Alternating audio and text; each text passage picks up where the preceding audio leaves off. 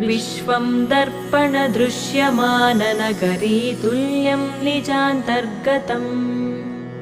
पश्यन्नात्मनि मायया बहिरिवोद्भूतं यथा निद्रया यः साक्षात् कुरुते प्रबोधसमये स्वात्मानमेवाद्वयम् तस्मै श्रीगुरुमूर्तये नमः इदं श्रीदक्षिणामूर्तये तस्मै श्रीगुरुमूर्तये नमः इदं श्रीदक्षिणामूर्तये बीजस्यान्तरिवाङ्कुरो जगदिदं प्राङ्निर्विकल्पं पुनः मायाकल्पितदेशकालकलना वैचित्र्यचित्रीकृतम्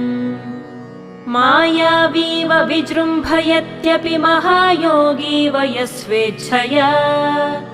तस्मै श्रीगुरु